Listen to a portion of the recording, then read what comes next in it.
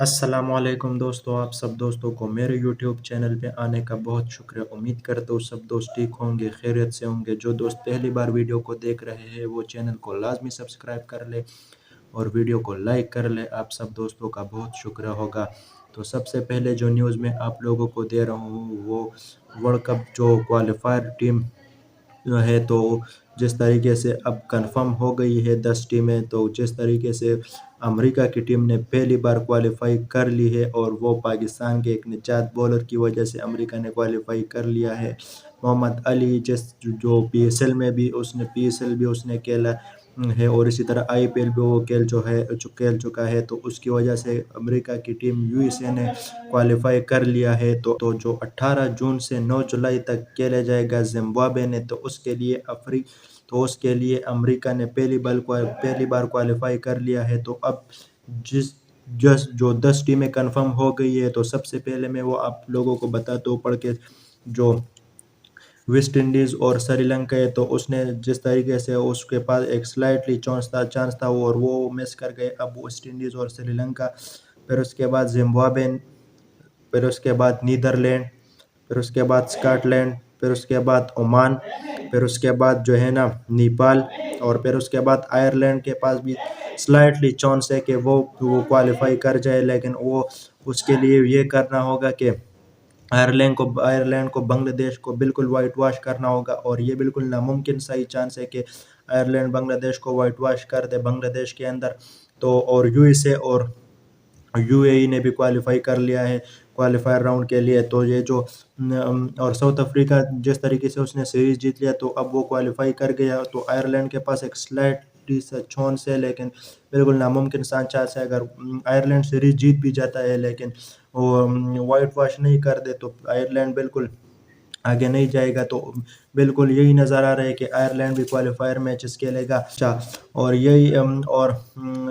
ان میں سے کم از کم 2 ٹیمیں، پھر جو 2 ٹیمیں فائنل کھیلے گی تو وہی 2 ٹیمیں پھر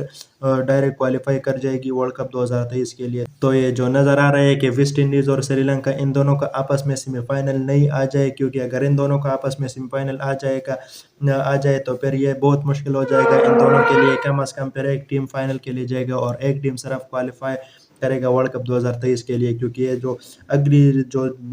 ٹیمیں ہے تو وہ بھی کمزور ہے، پھر 9 میچ جو ہے نا وہ بیکار ہو جائے گی، اور آئی سی سی کے لیے بھی یہ بہت معاملہ خراب ہو جائے گا، کیونکہ براڈ کاسٹر وغیرہ پھر اس طریقے سے نہیں ہوگی۔ جو نیوز ہے تو اب یہ جو 10 ٹیمیں کوالیفائی کر گئی ہے تو اب وہ کنفرم ہو چکی ہے۔ اور ایک اور جو نیوز ہے تو وہ ہے پاکستان ٹیم 7 تاریخ کو کیمپ لگے گا، 7 تاریخ کو پھر یہ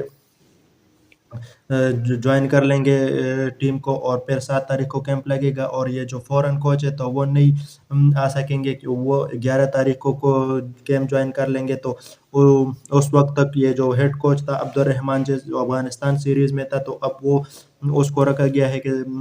یہ فورن کوچ جب تک نہیں آئے ہیں تو اس وقت عبدالرحمن کو لگا دیا ہے، اور پاکستان کیمپ وہ جوائن کر لے گا، اور اس کی انڈر میں پاکستانی کیمپ پریکٹس کرے گا۔ اور اسی طرح عمر گل بھی، جس طریقے سے میں نے آپ لوگوں کو بتایا تھا، تو عمر گل بھی بولنگ کوچ ہے، تو وہ بھی بولنگ کوچ ہوگا، اور وہ بھی اپنا فرائض سر انجام دے گا ایز اے بولنگ کوچ۔ تو عمر گل کو بھی لگا دیا، اور عبدالرحمن ہیڈ کوچ اور فورن کوچ 11 تاریخ کو ٹیم کو جوائن کر لیں گے۔ اور اسی طرح عامر کے حوالے سے جو خبر ہے، تو عامر جو ہے نا وہ اب نجم سیٹھی صاحب کی خواہش ہے کہ عامر جلد سے جلد ریٹائرمنٹ لے لے اور وہ واپس آ جائے، تو اور اس کو ورلڈ کپ تک لے کے جائے۔ اور اسی طرح خیمی بھائی بہت غصہ ہوئے عمر اکمل کی سلیکشن پہ، کہ عمر اکمل کو اس لیے ٹیم میں شامل نہیں کیا گیا کیونکہ عمر اکمل ٹیم کے لیے کھیلتے ہیں، ٹیم کے لیے جو ریکوائرمنٹ ہوتا ہے اس کے لیے کھیلتے، اپنے لیے نہیں کھیلتے، اور وہ تیز کھیلتا ہے، اور اسی طرح ایک ایگریسو کھلاڑی ہے۔ اور اسی طرح عمر اکمل کو اس لیے شامل نہیں کیا گیا کیونکہ وہ ٹیم کی ریکوائرمنٹ کے لیے کھیلتا ہے، ٹیم کے لیے کھیلتا ہے، تو اس لیے عمر اکمل کو شامل نہیں کیا گیا ہے۔ اور وہ یہ پرواہ نہیں، اور کامی بھائی نے یہ بھی کہہ دیا کہ وہ یہ پرواہ نہیں کرتے ہے کہ میں 0 پہ آؤٹ ہو جاؤں چاہے میں 6 پہ آ جاؤں، لیکن ٹیم کو جو ریکوائرمنٹ ہوتا ہے تو وہ اسی کے حساب سے چلتا ہے، تو اس لیے عمر اکمل کو شامل نہیں کیا گیا ہے۔ اور یہ جو لوگ ہوتے ہیں یہ صرف سٹیٹس کو دیکھتے ہیں کہ اس کی 40 کی ایوریج ہے، اس کی 50 کی ایوریج ہے، تو جو 20 اور 30 بال پہ آپ کو 50-60 رنس کر کے دیتے ہیں تو وہ صحیح بیٹسمین ہوتا ہے. کیونکہ اگر ہم لوگ دیکھ لیں تو یہ جتنے بھی میچ جتانے والے پلیئرز ہیں تو یہ T20 کے رینکنگ میں نہیں ہے. یہ راشد لطیف نے بھی بولا ہے کہ T20 کی رینکنگ میں صرف اوپنر اور یہ جو ون ڈاؤن پہ ہوتے ہیں تو وہ صرف T20 کی رینکنگ میں ہوتا ہے. تو یہ صحیح بات ہے، کیونکہ اگر ہم لوگ دیکھ لیں تو یہ اگر 150 رن کا ٹارگٹ اور اوپننگ آپ کو 15 اوور میں 100 رن مطلب بنا لے، اور پھر اس کے بعد 2-3 وکٹیں جلدی گر جائے، اور پھر اس کے بعد آپ کو 3-4 اوور میں 50-60 رنس کی ضرورت ہوتے ہے، تو پھر وہ 5 اور 6 چٹا پہ جو کھلاڑی آتے ہیں تو وہ آپ کو 20 بولوں پہ 50-60 رنس دیتا ہے، اور اس لیے وہ صرف میچ جتانے والے پلیئر ہوتے ہیں اور اس لیے وہ رینکنگ میں نہیں آتا ہے. تو بالکل یہ صحیح بات ہے کہ یہ جو میچ جتانے والے پلیئر ہے تو بالکل وہ رینکنگ میں بالکل نہیں آتے. تو یہ بالکل صحیح بات ہے. اور اسی طرح عمر اکمل بھی اس لیول کا بیٹسمین ہے، کیونکہ اس لوٹ میں پاکستان کے پاس عمر اکمل کے علاوہ اور بالکل صحیح بیٹسمین نہیں ہے. تو سب لوگ بولتے ہیں کہ کامران اکمل، کیوں یہ بولتے ہیں کہ عمر اکمل کے بارے میں؟ وہ تو خود سلیکشن کمیٹی کا ممبر ہے. تو اب سلیکشن کمیٹی کا ممبر وہ آفر اس کو کیا گیا تھا، لیکن اس وقت وہ ایئر کے ساتھ منسلک تھا، اور پھر اس کے بعد اس نے بولا کہ میں اس کے بعد سلیکشن کمیٹی کو جوائن کر لوں گا، لیکن پھر اس کے بعد اس سے رابطہ نہیں کیا گیا اور اسے اور وہ نوکری اس کے ہاتھ سے نکل گئی. اس کے بعد جو خبر ہے وہ محمد حفیظ کے حوالے سے کہ MCC ممبرشپ دے دیا گیا ہے لائف ٹائم کے لیے محمد حفیظ کو. بڑے بڑے پلیئر مہندر سنگھ دھونی کو بھی دے دیا گیا ہے، اور اس کا فائدہ یہ ہوتا ہے کہ جو بڑے بڑے ایونٹ ہوتے ہیں تو اس میں آپ جا سکتے ہیں، اور یہ جو ورلڈ کپ وغیرہ ایونٹ ہوتے ہیں تو اس میں آپ ایز اے ہونر چیف گیسٹ جا سکتے ہیں، اور وہاں پہ VIP باکس میں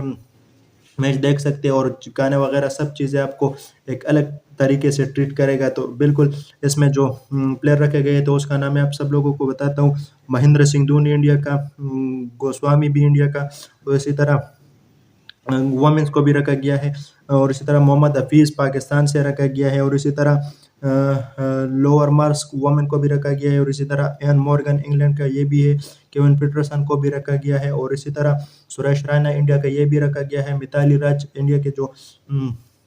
وومن ہے تو اس کو بھی رکھا گیا ہے، اور اسی طرح یوراج سنگھ کو بھی رکھا گیا ہے، اور اسی طرح ڈیل سٹین کو بھی رکھا گیا ہے، روس ٹیلر کو بھی رکھا گیا ہے. تو یہ بڑے بڑے پلیئروں MCC ممبرشپ اس کو لائم ٹائپ کے لیے دے دیا گیا ہے. اور اسی طرح ایک اور جو میچ کھیلا گیا سری لنکا اور نیوزی لینڈ کے درمیان، تو سری لنکا نے 141 رن بنے اور نیوزی لینڈ نے بآسانی یہ ٹارگٹ 14 اوور میں 1 وکٹ کے نقصان پر پورا کر لیا. اور اسی طرح چیٹ بوز نے آؤٹ اسٹینڈنگ قسم کی 15 بالوں پہ 31 رن مارے، آؤٹ اسٹینڈنگ قسم کی سٹارٹ دیا. اور اسی طرح یہ جو سپرڈ ہے تو اس نے آؤٹ اسٹینڈنگ قسم کی 79 رنز کیے 43 گیندوں پہ، اور ہم نے میچ جیت لیا. اور چیٹ بوس پاکستان کے دورے میں بھی اس کو رکھا گیا ہے، تو نیوزی لینڈ نے بآسانی یہ ٹارگٹ 14 اوور میں چیس کر لیا. اور اسی طرح آئرلینڈ اور بنگلہ دیش کے درمیان جو ٹیسٹ جاری ہے تو اس کے حوالے سے آئرلینڈ نے پہلے بیٹنگ کرتے ہوئے 214 رنز بنائے، اور برے حالات نظر آ رہے تھے، لیکن اچھا کم بیک کیا آئرلینڈ کی ٹیم نے. بنگلہ دیش نے 369 رن بنائے، اور اسی طرح مشفق الرحیم نے 126 رن بنائے، اور اسی طرح شکیب الحسن نے بھی 87 رن بنائے، مہدی حسن نے 55 رن بنائے، لیتن ڈاز نے 43 رن بنائے اور 369 رن بنائے. اور اسی طرح جب آئرلینڈ نے دوسری باری شروع کی تو پہلے جس طریقے سے لگ رہا تھا آئرلینڈ کی 27 پہ 4 وکٹیں گر گئی تھی، لیکن پھر جس طریقے سے ہیری ٹکٹر نے آؤٹ اسٹینڈنگ قسم کی 56 رنز کیے، اور پھر اس کے بعد لورن ٹکرز نے آؤٹ اسٹینڈنگ قسم کی بیٹنگ کی 108 رن بنے، اور MC برائن ابھی بھی کھڑا ہے 71 رنز پہ اور 131 رن آگے ہے آئرلینڈ. اور اسی طرح 286 رنز بنائے اور 8 وکٹوں کے نقصان پر. تیج الاسلام نے پہلے اننگز میں جو ہے نا 5 وکٹیں لی تھی، اور اب دوسرے اننگ میں بھی 4 وکٹیں لی، تو آؤٹ اسٹینڈنگ قسم کی بولنگ کی تیج الاسلام نے. تو اب اور آئرلینڈ نے آؤٹ اسٹینڈنگ قسم کی کم بیک کیا. تو اب اسی طرح انشاءاللہ نئی نیوز آپ لوگوں کو دوں گا اسی چینل پہ. تو مزید نیوز اور اپڈیٹ کے لیے چینل کو ضرور سبسکرائب کر لیں اور ویڈیو کو لائک کر لیں. آپ سب دوستوں کا بہت شکریہ ہوگا.